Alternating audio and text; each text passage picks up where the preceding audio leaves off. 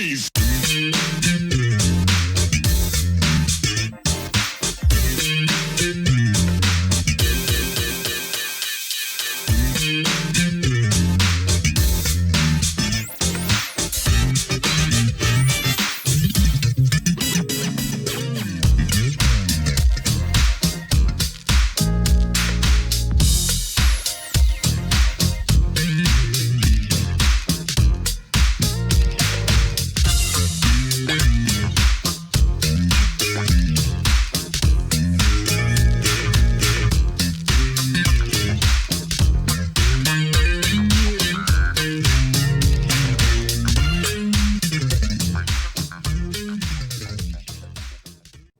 Hello and welcome to another edition of Truth and Rhythm.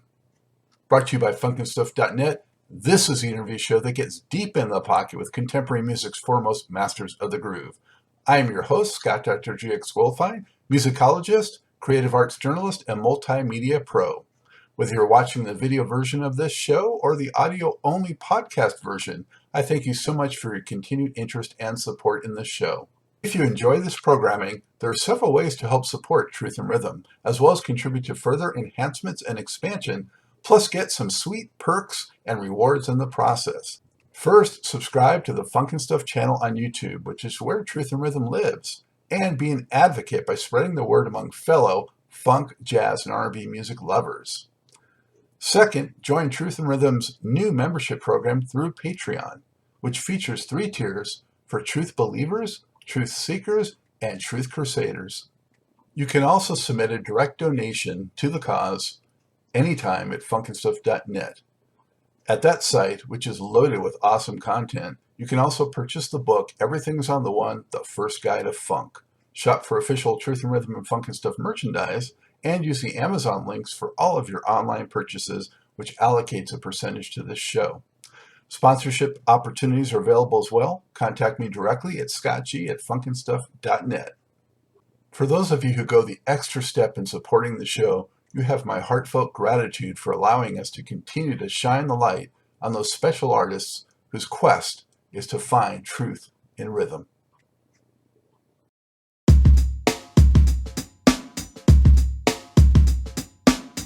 Hey, before we get started with today's show, I just want to draw your attention to new merchandise. Funk and Stuff and Truth and Rhythm designs are in, and they look pretty darn cool. So show your support, help support the program, and show off some stylish merchandise and apparel. Only at the Funk and Stuff store.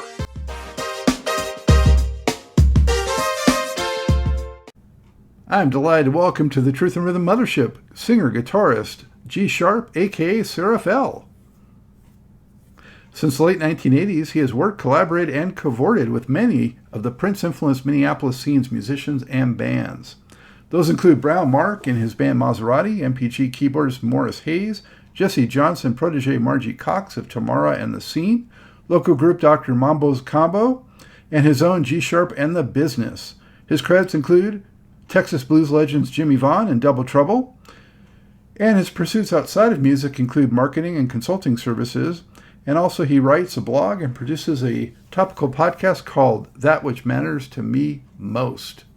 G, how are you? Thank you for joining the show. I'm good. Thanks for having me.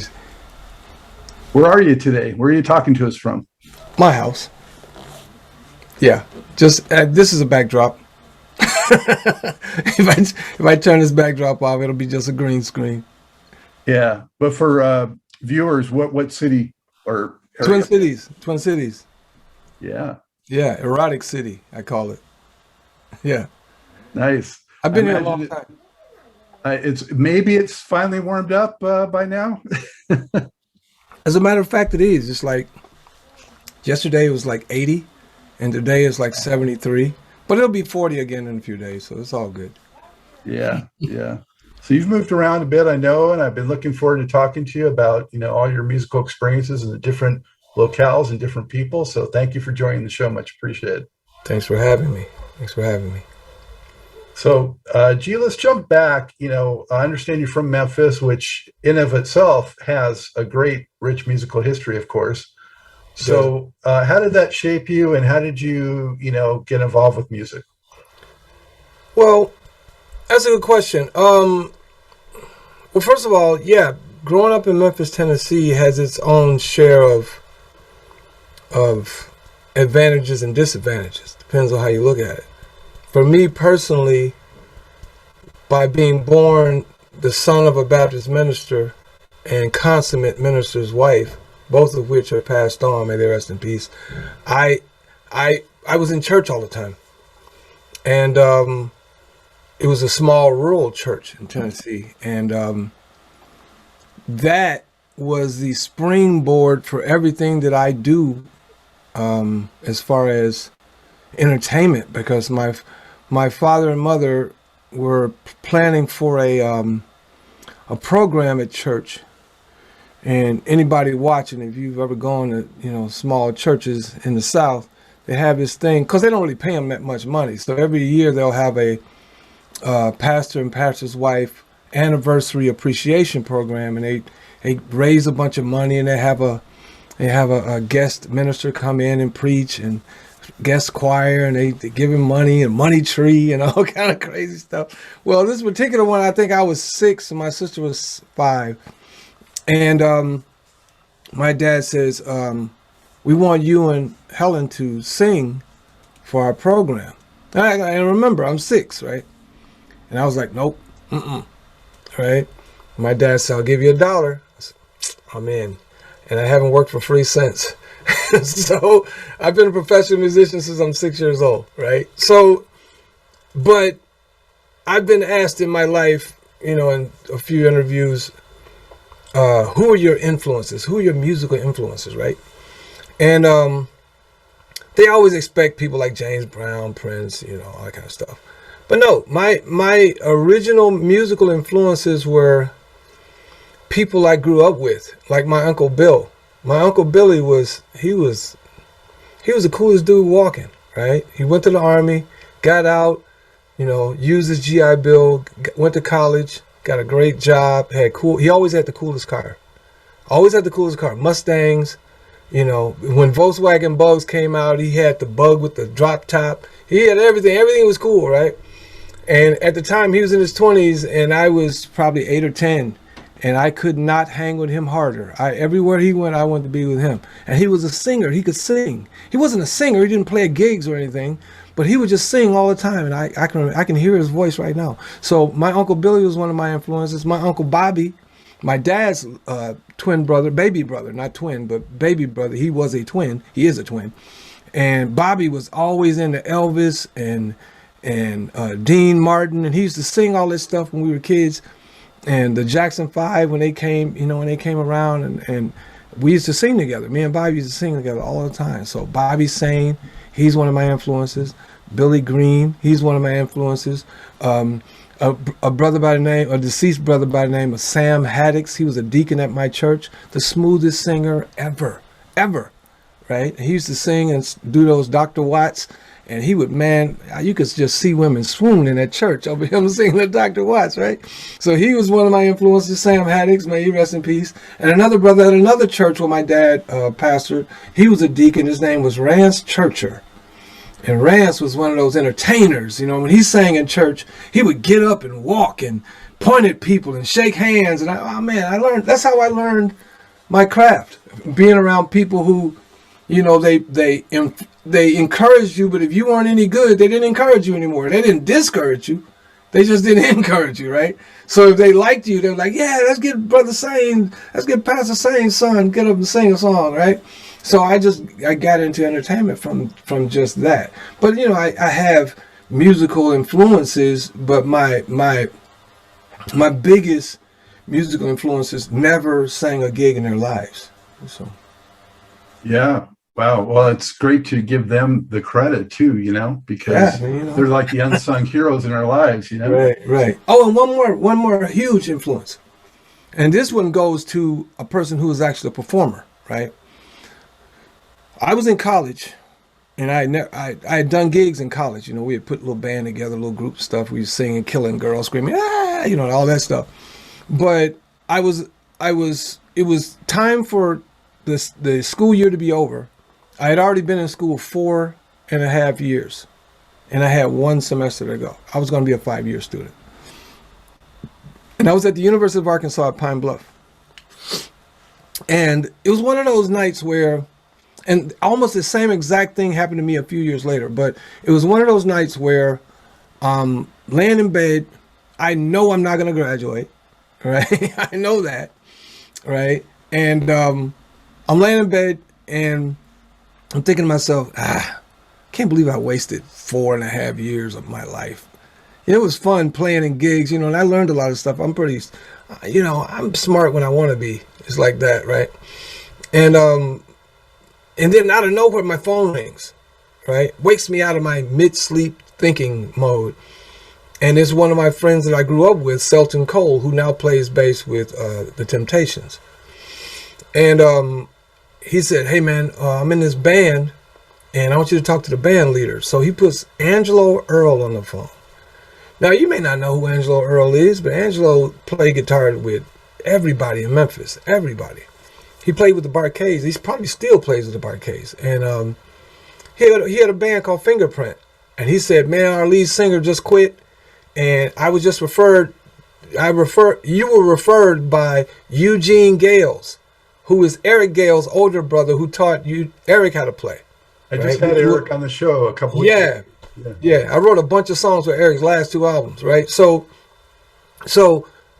Eugene said, yeah, you should go get Greg, man. He's the best. He's the best. And the reason why he knows that is because the first gig live I ever did in my life in front of a crowd was with Eugene Gales, Selton Cole, and Hubert H. Baum Crawford on drums, and it was a rock band called Weird. And we played the Memphis Battle of the Bands and got second place, right? Against rock bands, all rock bands. And we did Sunshine of Your Love and Bridge of Sighs. Yeah. What year would you say that was? Man, that had to be, I was probably no older than 16. So it was probably 1976. Yeah. It's crazy, dude. I've done some crazy stuff, right? So that's funny you mentioned the two. I was going to bring up the Barcades. I was going to bring up the Gales, and you just did. Yeah, I'm just setting it all up, man. So yeah, it was Angelo put me in that band, and they beat me up for days because I was a college guy, so I was crooner and all that kind of stuff. And by the time we started doing gigs, we were killing everybody in Memphis because we didn't view Memphis as our competition. We looked at Duran Duran and Prince and The Time and and Barcades. Everybody that had record deals, that was our competition. So we practiced like that, we performed like that, and we killed everybody. Always, it was no doubt. So, why did you end up going over to Arkansas? In Arkansas to college? Well, What happened there was originally I went to the University of Memphis. At the time, it was Memphis State University. So when I graduated from high school, my high school band director, the University of Arkansas Pine Bluff band director, came to my school and recruited me.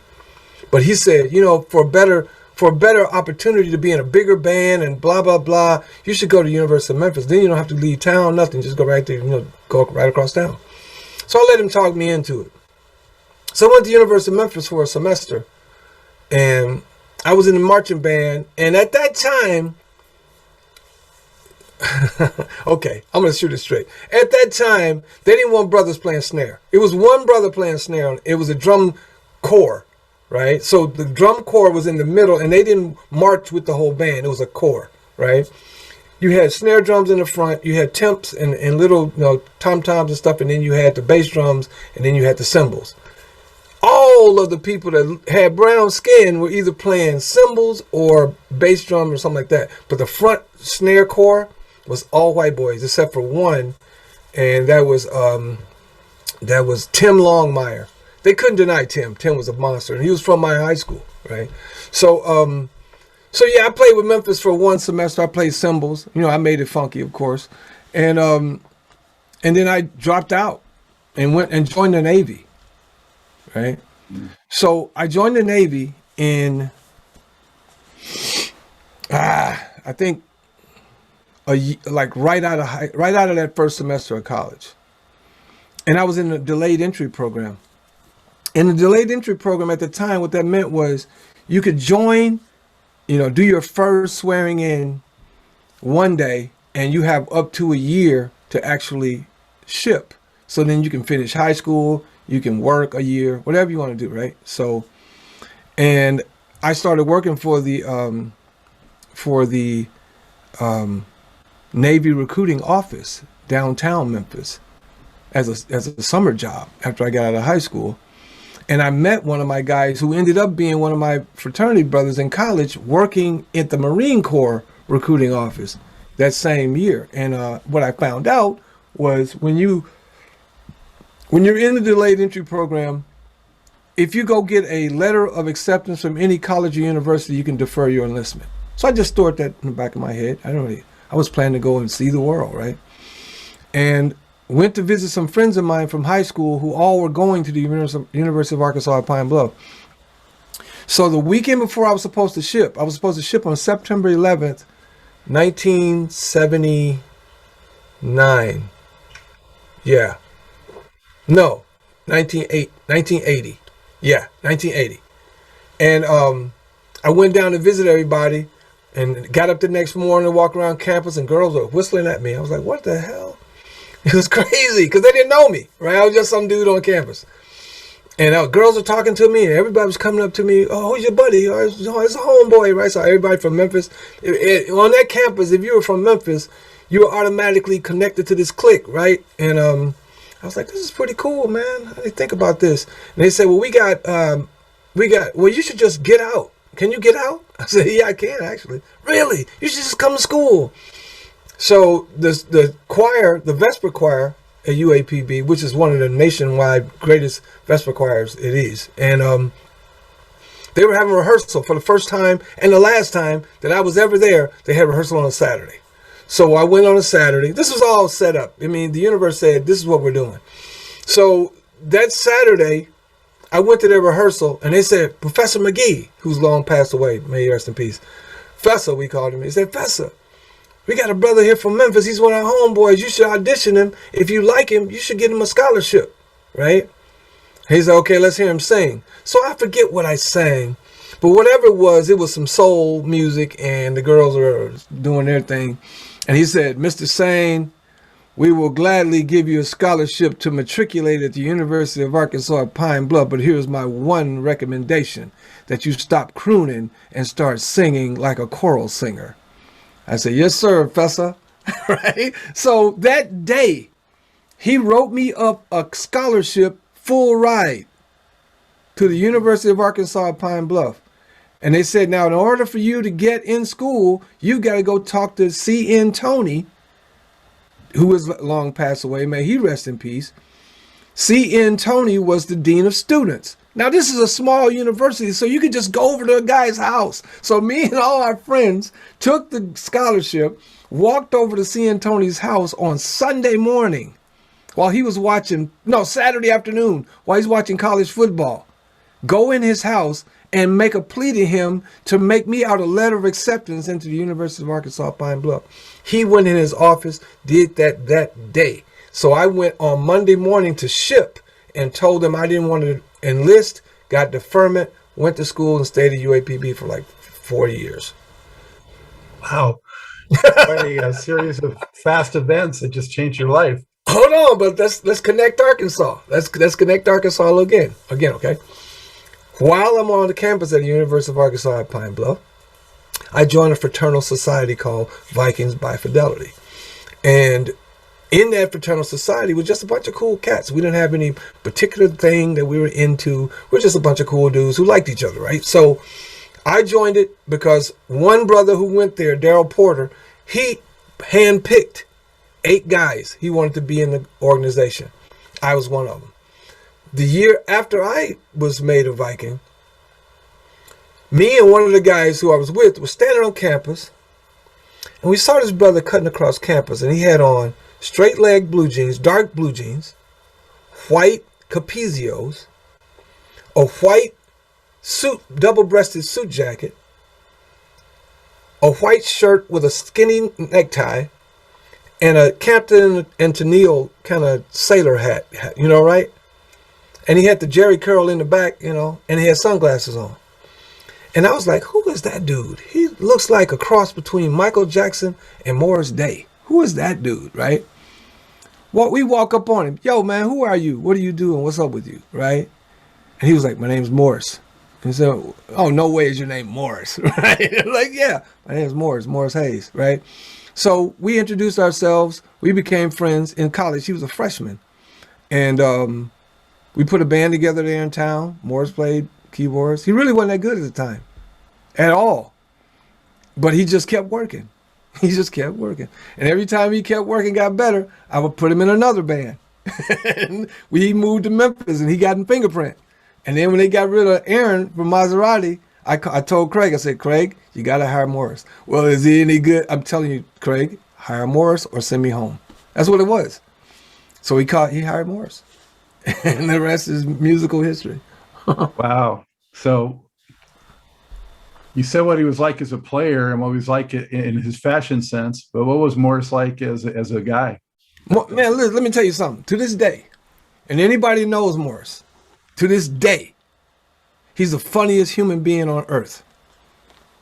There's only one other human that might be slightly funnier, and that would be my roommate in college. His name was Cedric Hawkins. But Morris has that dry humor, is that southern dry humor. He can just say a little something and it'll just level the whole room. That's who he is. That's his personality. But he's kind of pensive too. He's internal. He's very internal, but he's external at the same time.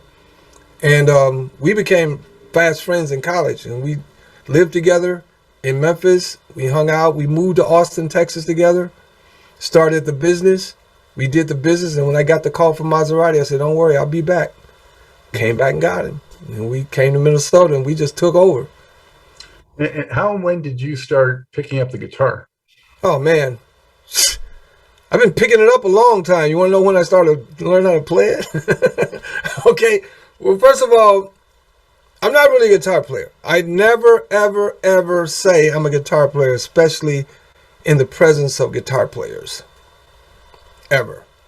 I know a few chords, right? And even though I've had one person refute that claim that I'm not a guitar player, and that one person should have been enough, but I just don't buy it, right? So anyway, when I joined Mazarati, there was an influx of new players coming in because the original group had split up. They had started a new record label started a new record deal with Motown through Brown Mark, who had a production deal in Motown, who originally Mark wasn't going to be an artist on Motown. He was just going to be a producer. And they said, well, you do your own album. They did that. And he wanted to bring Mazarati over. So Mazarati comes to Motown Records. Now let's think about that for a minute. Paisley Park, Mazarati worked well, right? But think about Motown. So what's Motown going to do with a Mazarati? So they said, well, you need to get another singer. You need to get a singer. That's what they said, right? Now, I disagreed. I thought Terry was a great singer. He's a great singer for what Terry does, right? So they said, we need somebody who can actually do our kind of stuff. And what they thought they were going to get was a Johnny Gill or somebody like that, right? But what they really got was a Sly Stone. And what they didn't realize was that me and Terry together was untouchable. So at the time, they had two guitar players, including Screamer Powell. And one of the guitar players ended up not being in the band. So once he left the band, Craig Rice goes to me and says, okay, G, you're going to play rhythm guitar. Screamer's going to play lead guitar. And you're going to sing backup and lead vocals and co-vocals with Terry, like you were already going to do. I said, well, Craig, you do realize I don't play guitar, right? He said, that's just a minor detail. Craig will teach you what you need to know. So every day from that point on, Craig gave me one of his old guitars, and I practiced with him. He'd come over and practice and show me the parts. You know, all the guitar stuff, right? And I'm naturally funky. So once I learn a couple things, I can make it, do what it do, right? So I learned all the Mazarati parts, and I needed my own guitar. So a friend of mine who was the drum tech for Nine Inch Nails at the time, her nickname was Boozy. When she heard I was doing this guitar thing, she said, "Listen, because she was in town. She said, I got to deal with, music,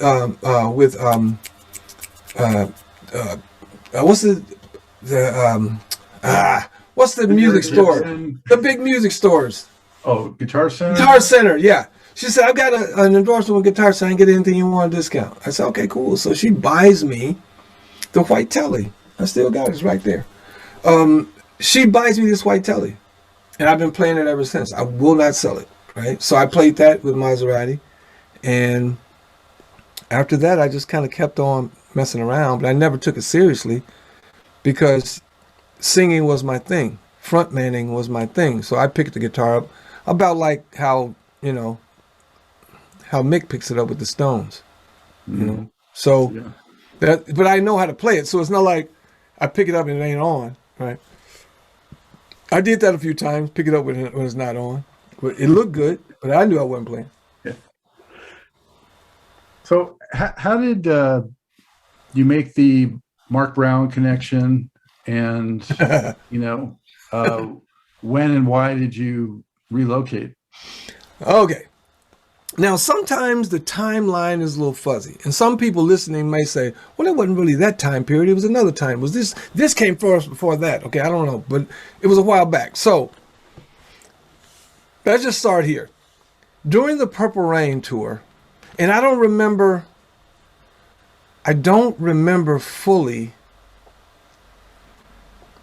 when a particular piece happened. But anyway, during the Purple Rain tour, I'm playing at this bar. Fingerprints playing at a bar called the Western Frontier in Memphis.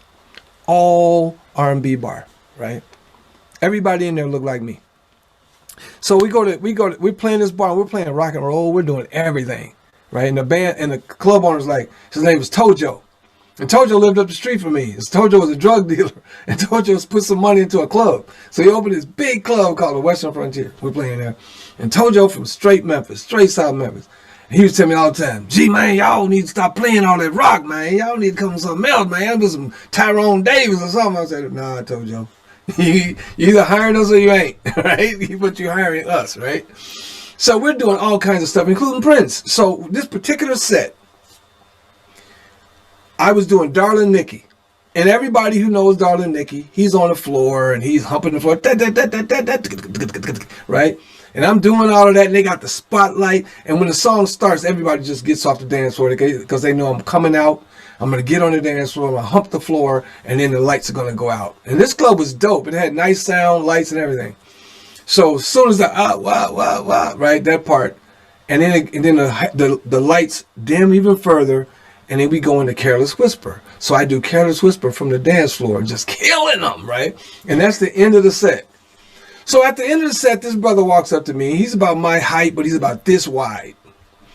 And he walks up to me and says, Mr. Brown wants to see you in the corner. I said, who, James? He said, no, Brown, Mark. I said, okay, right on, man, right on. Because what had happened, we knew that the Revolution was in town for the Purple Rain tour. And we told the concierge at the Peabody Hotel, beautiful sister who had a really short, straight kind of haircut, real close to her head with the little sideburn things and all that. That's where Prince stole that look for Raspberry Beret. But anyway, that's another story. But we said, listen, I don't care if it's security. I don't care if it's a roadie. I don't care who it is. Anybody from the Purple Rain tour, send them to our show Thursday night. Because they're playing Friday and Saturday, right? So Brown Mark came out because he was clearly looking for some people for some different stuff. He was in producer mode, right? So he comes out, we do the show. We did about 6 Prince songs that night. And as soon as I walk up to him, I say, hey, what's up, man? How you doing? He said, yeah, I'm good. Y'all got close. That's what he says. Y'all got close. I'm like, what do you mean? He said, well, nobody can play it exactly like Prince wrote it because you can't hear what's on the track. But you got close. You guys, I can tell you guys studied our stuff, right? So we talked for a minute and he said, you guys want to go to the show? I said, yeah, sure. So he gave all of us tickets to Friday night and Saturday night to the Revolution show. That night, he invited me back to the hotel and I went there and hung out and he let me hear some music because he was working on a new project, right?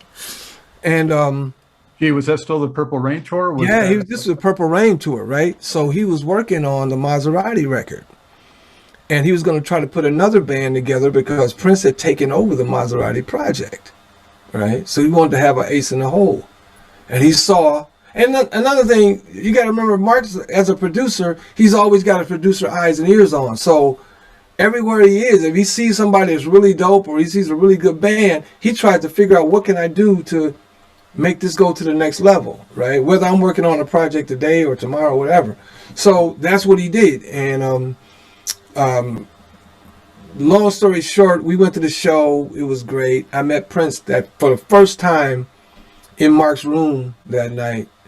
And Mark just, I mean, he didn't want him to come in, but when Prince gets wind that somebody's around that may be doing something he don't know about, he had to go investigate. So he came down to the room and I met him.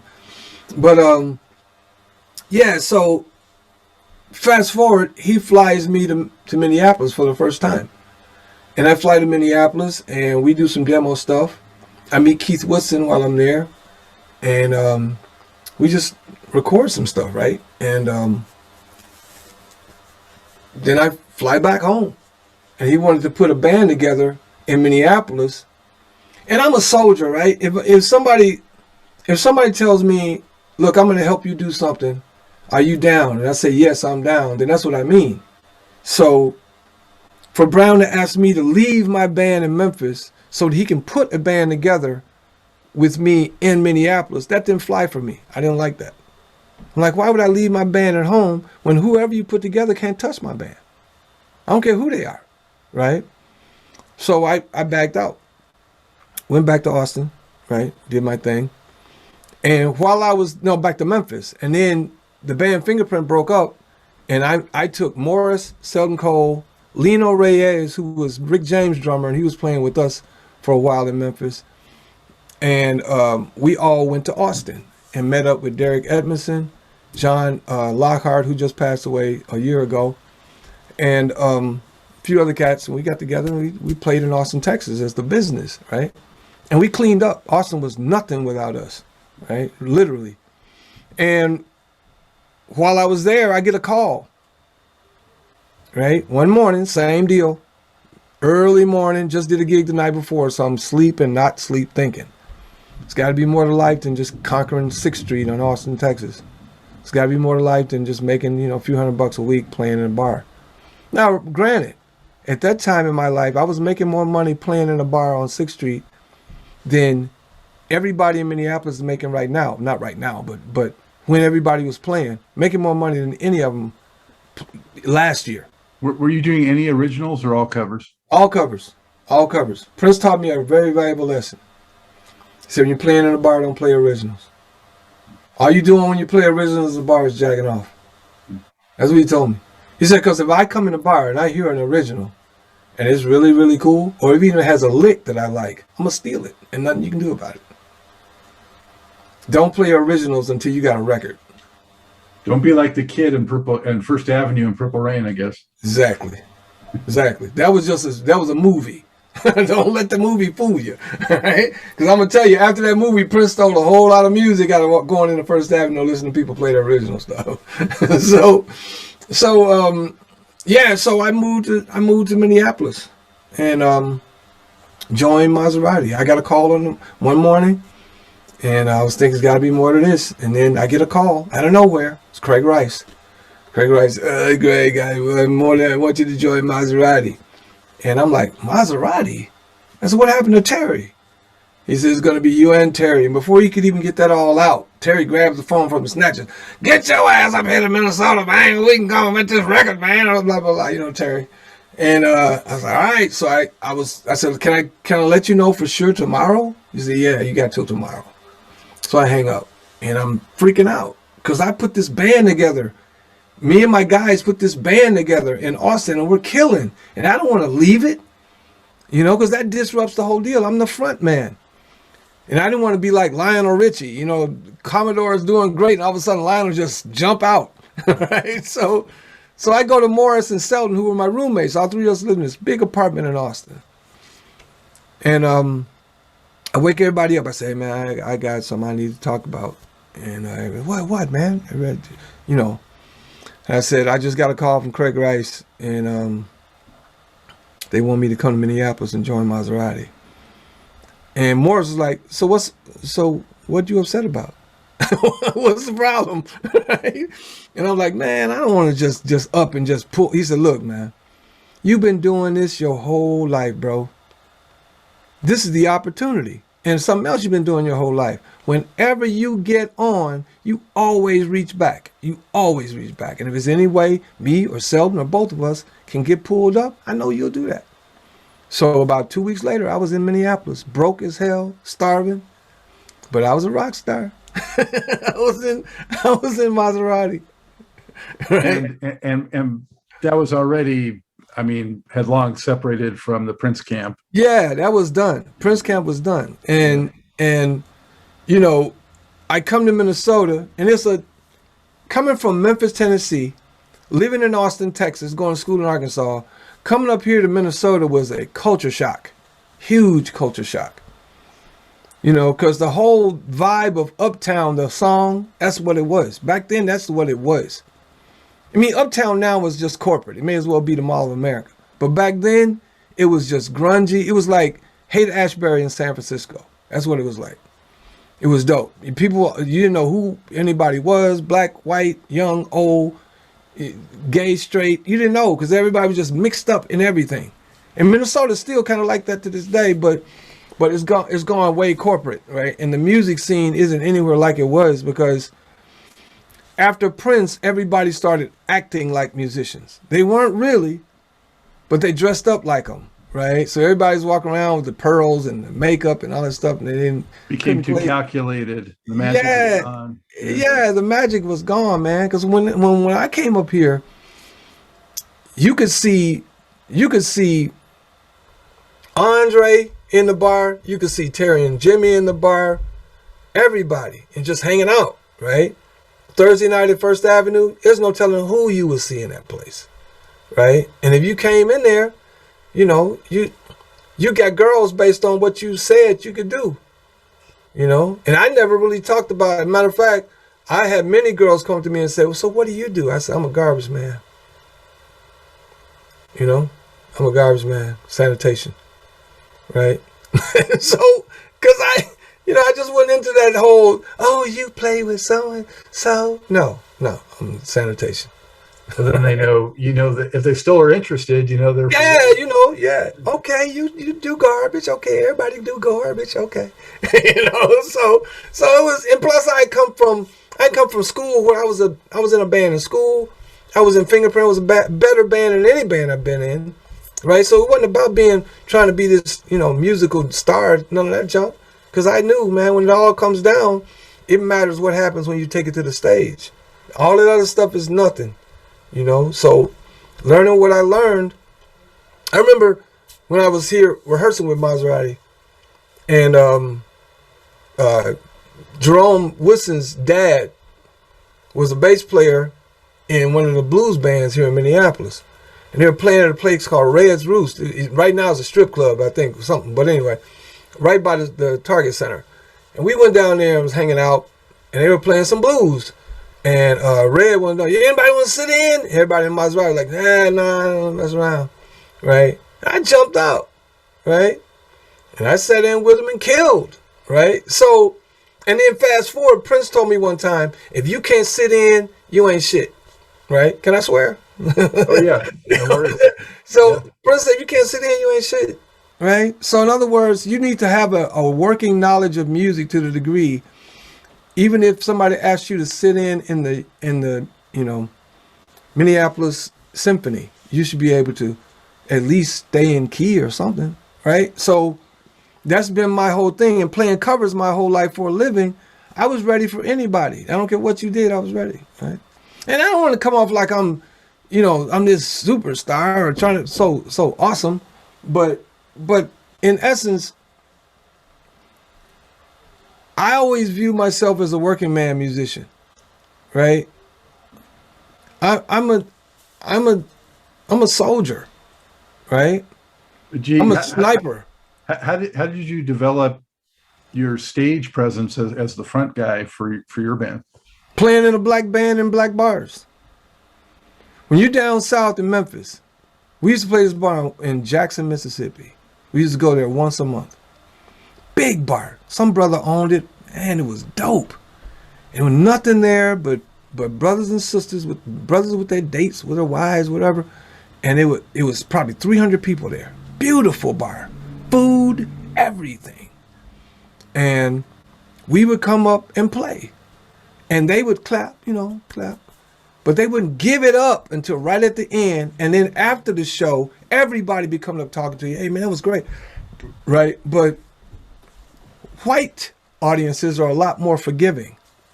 They're a lot more drunk as hell by the time they get there. So they're like, ah! Right? So you get a false sense of who you are. Right? But when you're playing in front of black audiences your whole career, right? Well, they don't give it up unless you force it out. So by the time I got to Austin, Texas, it was unstoppable. Unstoppable. And I got my stage presence from watching people like Sammy Davis Jr., Michael Jackson, right? Al Green. When I was like, 12, my Uncle Billy took me to Cream High Studio where Willie Mitchell was a friend of his. And he said, now you sit down, you don't touch nothing, you just be quiet. And I'm sitting there, and Al Green's in the studio. And they're punching every 3 words. Al would never learn the song. They're just punching. Right? So, but it come out great. He was so cold with it, man. He could make anything sound great. I watch these people. I watch how they move. Plus playing in church. It's still performing. So what you're trying to do is evoke an emotion. So growing up in church, I learned it's nothing if there's no emotion attached. Right? It's nothing. So when I listen to somebody like Luther Vandross, who was a technically beautiful singer, no emotion was ever evoked in listening to him except for a couple of songs. But when I listen to Sam Cooke or I listen to Al Green, right, it's a different thing, because Al was a church dude, right? Al was a preacher, basically. So I've always viewed my thing as, if I'm on a show, if I'm on a stage, and there's nobody knows who I am, nobody's ever heard me, nothing. I find somebody in the front, or in the middle, or wherever, and I focus on them. If I can get them going, the crowd's already done. Crowd's over, right? I picked the sourest looking chick in the whole room, and if I can get her going, it's over. And that's my whole thing. It's about touching the emotion level. That's all it's about for me. It's always ever been. Because there's no money in it. There's no money in being a musician. Playing bars and stuff. There's no money there. Yeah, so, unless you're part of the 0.0001%. Yeah, and I was up that, right? I played in bars my whole life. I made okay money, but wasn't. It's not like you get a raise or anything. Everybody's still making $100, right? Ever since 1976, guys still making $100 a night, right? So yeah, so that's where I get me from. People ask, who is GSHARP? Who is that dude? Right? Nobody special. But wait till I get on stage. Don't let me get on your stage. I've made a lot of people kick me out their stage. Don't call me up if you don't want me to take over, because that's what I do. That's how I ended up in Dr. Mambo's combo, and that's how I got connected back to Prince. Because the Mazarati thing, it was done. And I went to sit in. I went to the Fine Line. And Dr. Mambo's combo was playing. That band was dangerous. Anyway, they were playing. And I'm like, okay, I like that. Okay. And they're doing, oh, that was nice. I like that. Right? And then I said, how can I get in, sit in with these guys? Was Margie Cox always part of that group? Yes, always. So that's what I was saying. What's the easiest, least resistance way of getting on that stage? Oh, they got a girl. Okay, I'll go talk to the girl. So I go talk to the girl. I say, hey, you're an amazing singer. Is there any way I could sit in? Well, what do you do? I said, well, I was in Mazarati, but that ain't relevant. I'm a singer, right? And that's what I do. And, if you guys just let me sit in on something. But what do you do? I said, just name it. You call it, I'll do it. Right? So they called Everyday People by Sly and Family Stone.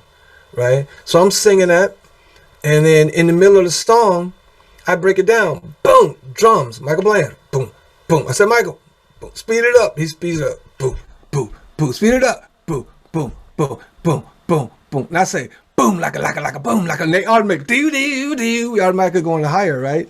And and they were like, damn, right? So they hired me, and I was in that band for over 25 years, Wow. making the same $100.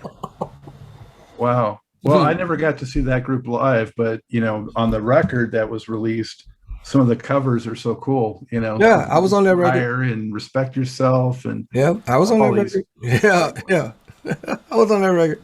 Yeah, it was funny because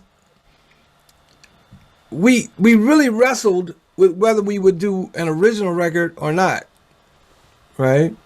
And then it just came to the conclusion: why try to do something that we don't do? We play covers. So let's just do the best covers we do and just stick with that. And it worked. All right. Prince used to sit in with us all the time. I used to embarrass the band sometimes because, first of all, my mouth was, I say whatever the hell I feel like saying. But it was entertainment. That's all it was for me. And there was no money, like I said, so it was just fun. So Prince used to come sit in occasionally. He would come all the time, but he rarely sat in. And I've had some very interesting conversations with Prince at Paisley. Not Paisley, but at Bunkers. One of those, the last conversation I had with Prince was he was sitting at Bunkers, and I come off the stage, and I had just done the Prince medley. Because every time he came in, I would call the Prince medley. And everybody be like, oh, because they were so scared he was going to be upset that we're doing his stuff. But he dug it every time, right? So, and I sang all the songs. So that's why I stand by to this day. There's no human, living or dead, who sang Prince music in front of Prince and he watched it every time. I'm the only one, period. Now, that's a feather in my cap. I'll take that. So, I go off stage, just got done doing all the Prince songs, right? And I go down, sit down with him, and say, hey man, how do you feel about me doing one of your songs? He said, when have I ever cared about you doing my music? I said, I'm not talking about here. I'm talking about on a record. He goes into a 10-minute deal about how the music industry is this and YouTube is that, and the reason why my fans all think I'm being a dick because I don't have my music on YouTube, but the reason why is because every time YouTube licensed one of my songs from Warner Brothers, they give Warner Brothers $25,000, $30,000. You know how much they give me? I said, how much? He said, $2,500. And it's my music. And they play millions of views. Right? YouTube's making zillions of dollars from my music, and I'm making $2,500 flat, no nothing else. Right? So I just shut it down. Right? And he said people got on me about the whole, slave thing. Because how can he be a slave? He making so much money. They don't understand. They don't understand how the music business works. Slave is the opposite of master. If you don't own your masters, you are a slave. I'm like, yeah, you're right, bro. You're right. Right? So the last conversation I had with him was me saying, so getting back to your conversation, is it okay if I use one of your songs? He said, do you have a record deal? I said, nope. Are you signed to any major label or publishing or production? I said, nope. He said, well, you can use any song I've ever written. That's what he said. Now, wow. What year about was that, do you think? That was the year before he died. Oh, wow. And the interesting thing about it is I just asked out of the courtesy of having the artist in front of me to ask that question. Technically, I don't have to ask an artist if I can cover their music. If the song has been published, especially if it's been released, I can cover anything. All I have to do is get the license. Licensing. Yeah, get the license. You don't have to do that stuff. But Prince was so iconic. How do you go around him? Especially when you can go right to him. And I could go walk up to him and say, I want to do this song. So the song I chose to do, and I haven't recorded it yet, whenever I finish my record, I'll record it. And that's, I count the days. You got to be a Prince fan to know that one. MPG, yeah. Yeah, you got to be a Prince fan. So that's one of my favorite songs he ever did, right? So It's on Exodus, right? I don't know. I have no idea. I just like the song, right? Yeah. So and as far as the guitar thing is, let me go back to the guitar thing. There's only one person who refuted my belief that I am not a guitar player. And that comes from another conversation with Prince at Bunkers. And I go and sit down with him. We're talking about some stuff. I say, hey man, I got a call from a guy who wants to get me an audition with the Average White Band. And he said, you should take it. I said, why? He said, they're a pretty good band, but they need you. And you should play guitar. I said, now they might need me vocally, but I'm not no guitar player. He said, let me ask you a question. When you were with Carmen, who showed you your guitar parts? I said, you did. What did I tell you? You told me, are you writing this down? And I said, no. And you said, well, unless you're a genius like me, you might want to write this down. He said, yeah, I remember saying that, but I was just trying to get you to focus. What did I tell you then? You told me, if you learn this, that's all you need. Did I say you're a guitar player? I said, yeah. He said, well, you're a guitar player. Now, what do you do to? That's like, you know what I mean? That's like Eddie Murphy coming to me and said, "You funny, man. You funny." Right? I know you don't think you're funny, but you that you can paint a little. Yeah, exactly right. So I still don't consider myself a guitar player. I've only done 2 gigs in my life where somebody called me and said, "Our guitar player is out. Can you sub for him?" I've only done that twice. Didn't know any of the songs. I just knew the keys and I knew where they were, and I've heard the songs a million times. So I got through the gig. But I'm not a guitar player. Anyway, so you can comp if you need to. I can comp if I need to, but I don't read. I don't do none of that, right? So I can hear though, and I'm funky. That's all you need. If you got good ear and you're funky, you can do a lot of things in this world. I'm a testament. Yeah. All right, kids, if you're funky and you got a good ear, you can make it in this. So there's much more to this great Truth and Rhythm interview. Just continue on to the next part of the episode. Also, be sure to subscribe to this channel. If you've already done so, please share it with friends. And become a member by joining Truth and Rhythm on Patreon, or consider donating at funkinstuff.net. Thank you very much.